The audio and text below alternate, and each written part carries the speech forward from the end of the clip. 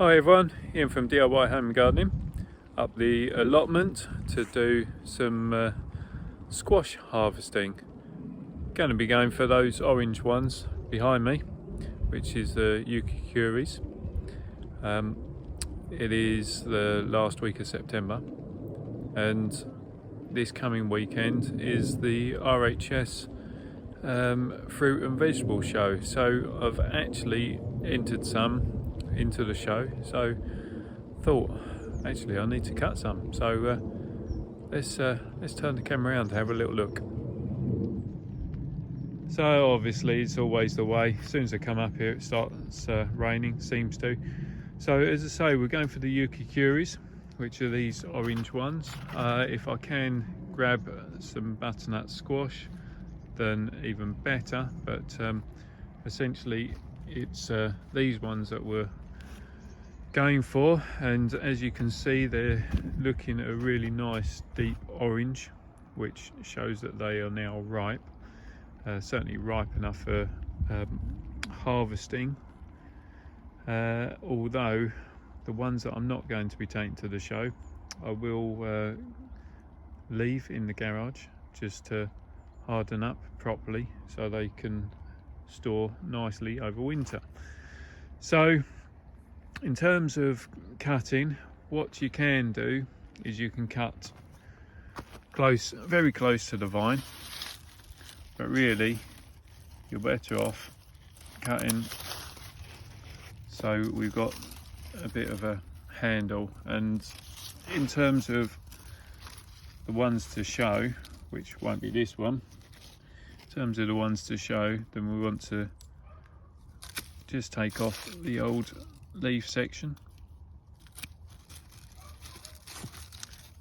and we would be leaving a T-handle, as it's called.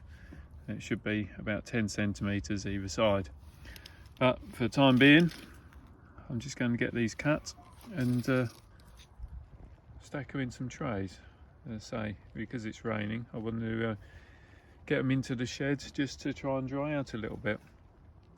So still looking at this one that I've cut, you can see that it's a little bit wet and muddy to the base. I mean, obviously the mud will dry and fall off, but you can tell that these are ripe. Let me just rest against my top, because the actual section that is holding the fruit onto the main vine has started to show the change in colour, and you can see that the vine has started to dry and split. Now, the reason you leave this T-piece, if you like, or the piece of the vine on still, is because you want to allow the fruit to dry, which includes this piece and includes this section of vine also. If you were to cut into the main piece here, there is always a chance that if it doesn't dry quickly, that you'll then start getting rot coming down and into the top of the fruit, which will then ruin the fruit. I say keeping this T-piece, it might seem quite simple, straightforward, logical, but a lot of people don't do it. You keep this T-piece of the vine, so you're cutting sort of about 10 centimeters ish past the joint, so that way if you get any rot, any dieback, it's this that's going to be affected and not your fruit. So that's the first one, and what I will do now is go through, cut the rest of the Uchiki Kuris, and at the same time I'm going to cut back the remainder of the Uchiki Kuri plants, because they will have no value. It just allows me to start getting tidy, ready for next stage. Okay, so just sort of pause momentarily to show you what I mean. So yeah, well, we cut these ones, and you can see nicely matured, sealed, gone hard, as was that. But on this leaf, well, these two actually, so these were actually right in the middle of that bed, on top of the wet soil, slightly under, well, yeah, fairly under a load of leaves and whatnot.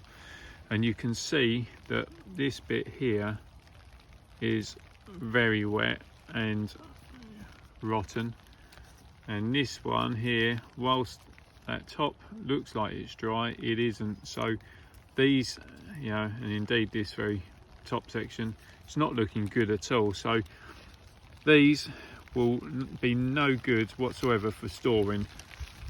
So those two, if you got something, you know, when you get to your harvesting, if you got something similar to that and the stalk is showing signs of rot, then these will be the ones to use first in your cooking, and no point even trying to get them to dry enough for your harvesting. It is absolutely chucking it down now, so I'm going to stop filming for a bit and just crack on with getting the last of these lifted. Definitely going to have to head in for a mow. These can wait till later.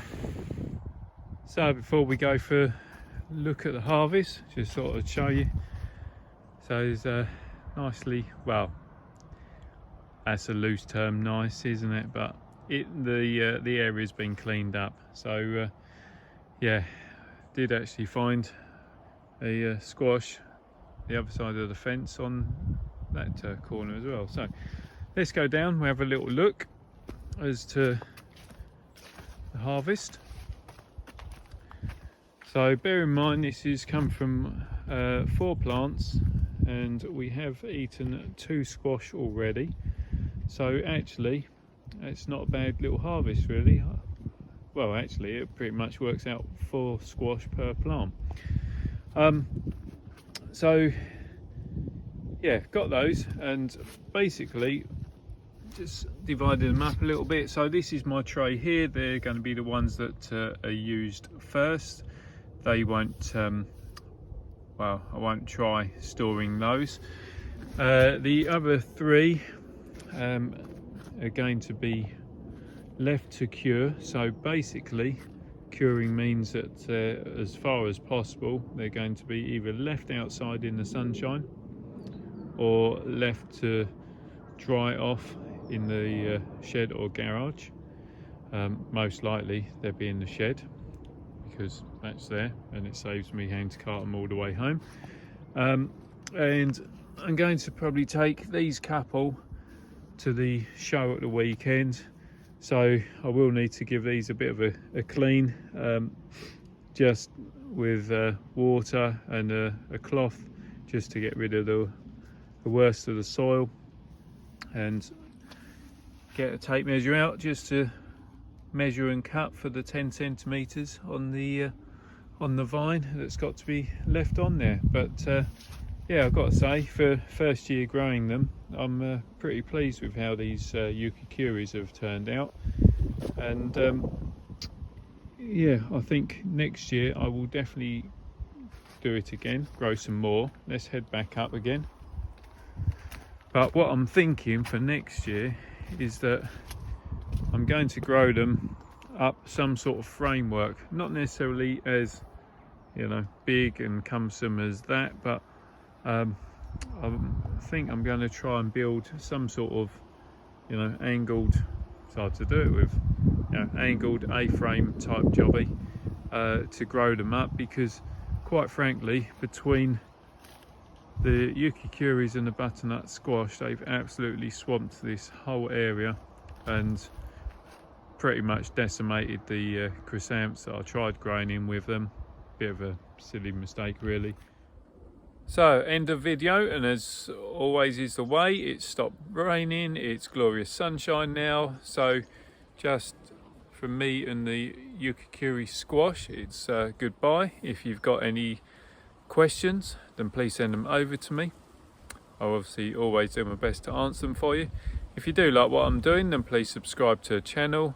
It's good to have more people coming on board. Don't forget to hit that reminder button as well, so you don't miss out on the future videos I'm doing.